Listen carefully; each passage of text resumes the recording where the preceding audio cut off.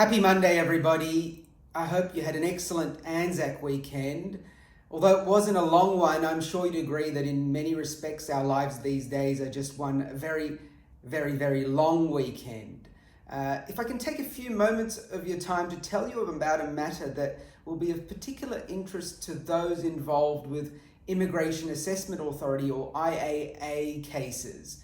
Last Friday, our asylum seeker client from Sri Lanka obtained special leave from the High Court of Australia in the matter of AUS 17 and Minister for Immigration and another. Now, those familiar with the IAA and the legislation concerning it would know that the IAA provides for a limited form of merits review for certain people who have been refused protection visas. In particular, one of the limitations is that relating to consideration of new information by the IAA. That is, information that was not before immigration at the time the original decision to refuse the protection visa was made. Now, in order to consider this information, a two-limb test must be satisfied. Now, the two-limb test, the first limb is that there must be exceptional circumstances justifying consideration of the new information, whilst the second limb is that the new information must either be such of a kind that could not have been provided to immigration prior to the making of the original protection visa refusal decision, or otherwise it must be credible personal information that, had it been known, could have affected the outcome of consideration of the individual's claims. Now, the grant of special leave by the High Court is on the question of whether a finding on the second limb can rule a finding on the first limb relating to exceptional circumstances.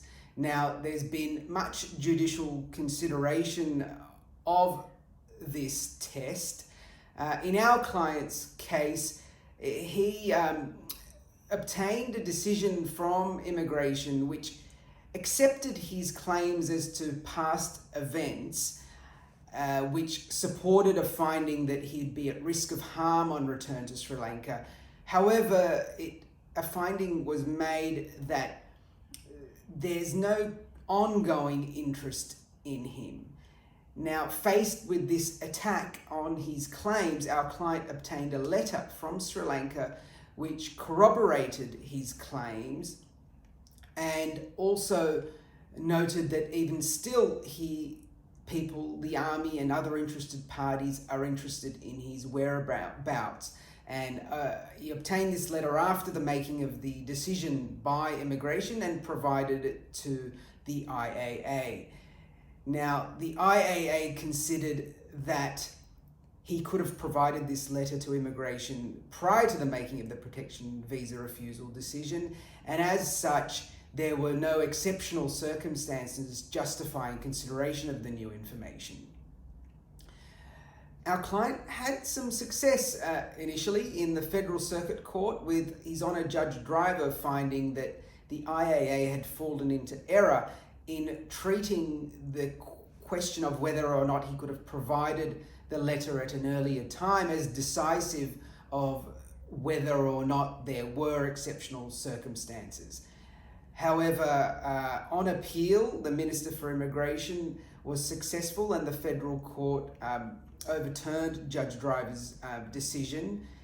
Now, our client contends now before the High Court that in doing so, the Federal Court departed from reasoning which set out in a number of full Federal Court decisions. In light of the grant of special leave, the High Court will clarify the interaction between the two limbs of the provision governing the consideration of new information by the IAA, and it may result in the IAA giving greater consideration to the particular circumstances of individual claimants.